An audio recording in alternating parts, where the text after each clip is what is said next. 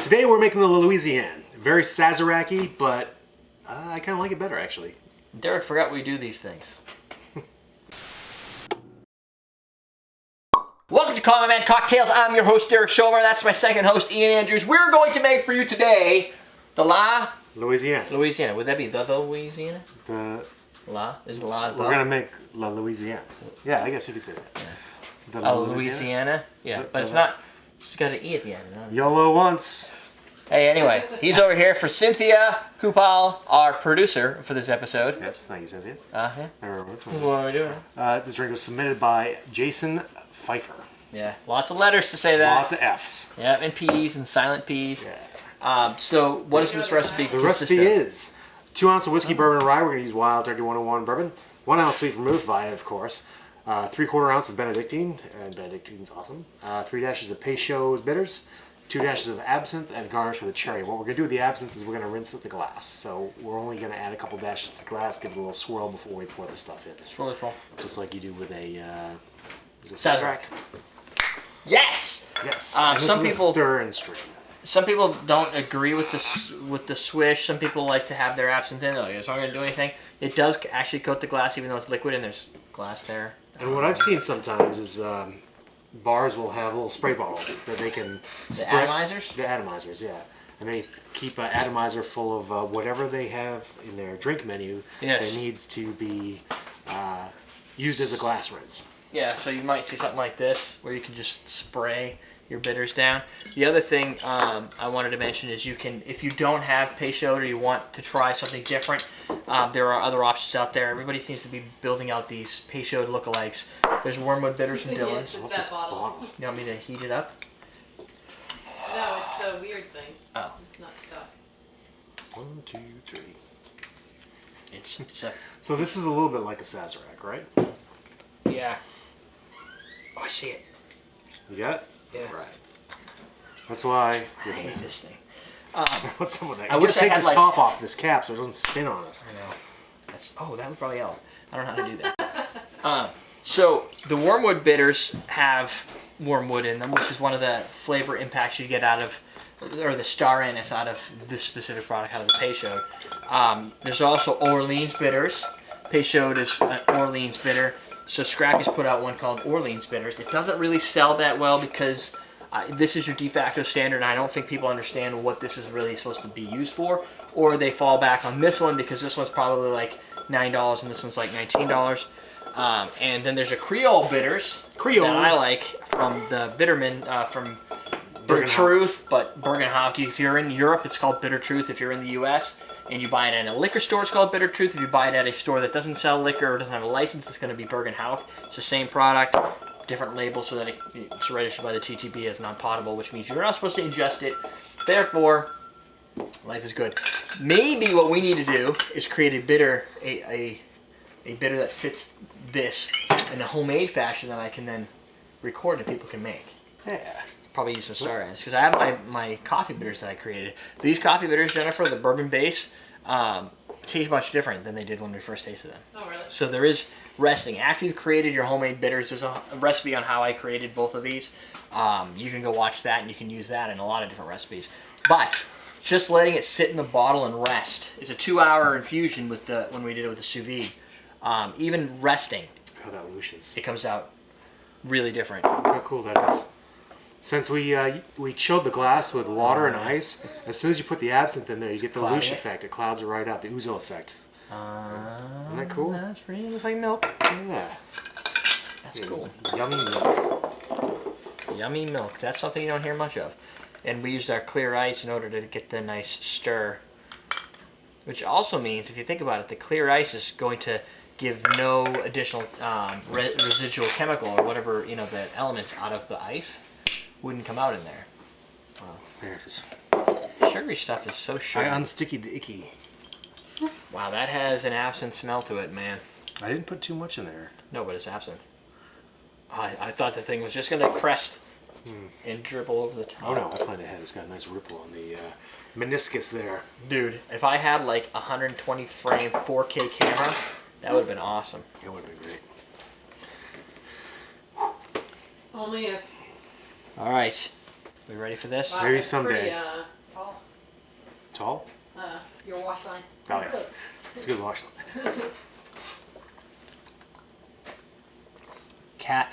Kazon 93, is that a Star Trek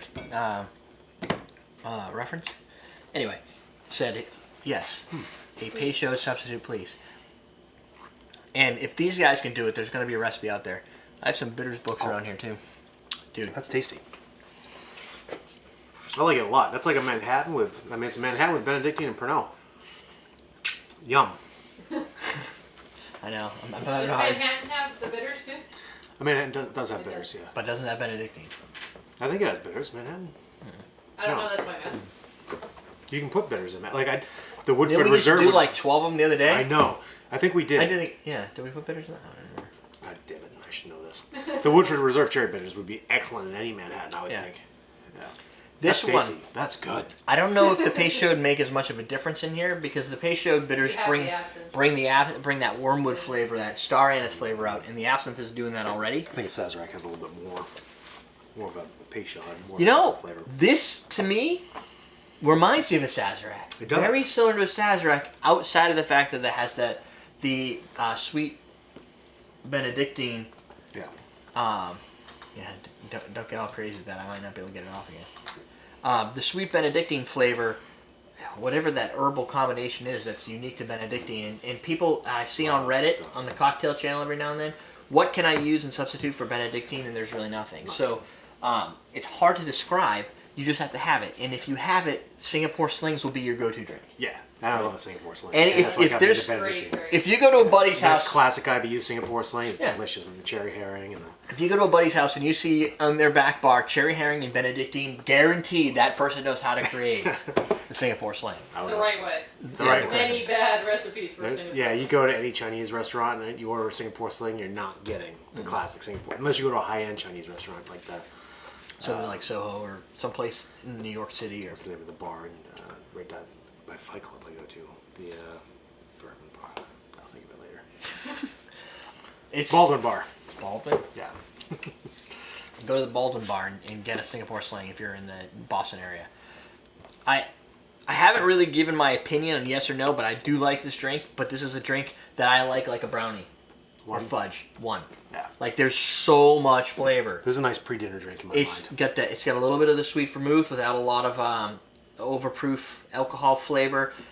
It has a very high does have intense overproof rum, bourbon. wild turkey, which wild turkey I have always equated to paint stripper in a way, especially when you get the higher proof stuff.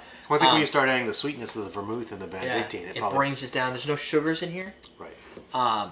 but all of Classic these pre-production. products have the sugars as part of their attributes. So the designer, whoever came up with this, knew that and took that into effect with the proportions, and it comes out tasting like awesome. Delicious, yeah. That Good and drink. that I did, I believe, I've on seen this one. before. I've seen this on a menu before. I think. Really? Yeah. I did adjust the Benedictine because the submitter Jason said either 3/4 of an ounce or a full ounce, depending on if you're using a sweeter bourbon. I just went with the higher proof, and I brought down the sweetness. I brought down the total amount of Benedictine because it is such an abundant thing. I didn't want this to be a Benedictine drink. It's got a good balance to it. It's got as is. everything. It's definitely fits the classic flavor. Lots of Pre-prohibition style balance. with crazy herbal flavor, a little bit of sweet vermouth, black licorice kind of coating it all, but not intense amount of black licorice. No, it's just teasing you. Yeah. It's like, hey, If here, you don't like black try licorice, to find me. Oh, no. Wrong side of the glass. Try again. Um, Oh, almost got me. it doesn't have a lot of black licorice flavor in the taste profile, but it's in the nose. Like when you smell it, it smells like a black jelly bean candy, but it doesn't really taste like that. And I kind of blame that on the Benedictine kind of taking over. It does take charge. I probably could have added a little bit more. I did like maybe half a bar spoonful, which I figure is about a couple dashes. So. That's probably plenty. It's not something you need to go too crazy on. So that is La Louisiana. The La Louisiana. Louisiane. Louisiane. Yeah, there's no R on the end. So, question of the day. Have you been in our live stream? Have you participated in a live stream recording yet? If not, why not? Yeah. Yeah. And if so, what was the last one you watched? Yeah. That And way if I not, just say yes. is the time that we do the live stream prohibitive to you? Right. you're in Europe, for instance. Yeah, well, we still have some European watchers at night. Hardcore. Today is Tuesday, right? So Yeah, you I should wanted go to awesomedrinks.com and get your coupe glasses. The all sorts of stuff. Other coupe glasses you could look at are these. So if you're looking at, there was one right in the front. Yeah. So if you're looking at the two different options, that's I think the 8 ounce and that's a 4 ounce. So it's double the size. This drink I think fits best in this specific glass. Totally. That one's you're gonna go with a little bit bit higher. more, a little sweeter, less. A champagne cocktail or juice cocktail. Yeah, something with juice, a little more diluted than the pure alcohol drink that we just made. That's a big pure alcohol drink. Now, if I said, I could drink 2 of these and I'd be good, then I could just have them in one sitting. There's a great drink they have at the Bancroft in Burlington called the What Would Bill Murray Do? And it's a gin and carrot juice drink with some other stuff in there. So you get the juice. But they serve it in this, so the juice adds the volume. Yeah. It's the minute you're using a non-alcoholic beverage as a good portion of the volume, this makes a better glass for it. That, and it's got the little curved nose to it. I mean, you could put a 3 ounce and only leave it here. There's still no problem with that, and you can swirl it easier because it's got the bends to it. And it could be a poor man's substitute for a Armagnac or a cognac snifter, just because it's got the curves in there. It's not gonna be as trapping as the snifter, but no, but who cares? Yeah, just drink and enjoy.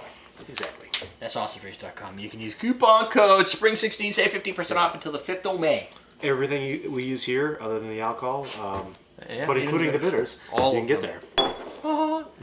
And I have seen people who buy all of one genre of bitter, and you're like, they must be trying to figure it out. Give me all your scrappies. Yeah. Give me all your. Give me all your aromatics or something. Yeah, like they pick all the different categories going through, and it's pretty neat. There you go, nice chilled drink. We're done. We're teaching you how to drink. What the hell are you doing? I'm eating one. You want a shark? I guess he's... No. No, I don't. Nearly. I'm not gay. It's okay.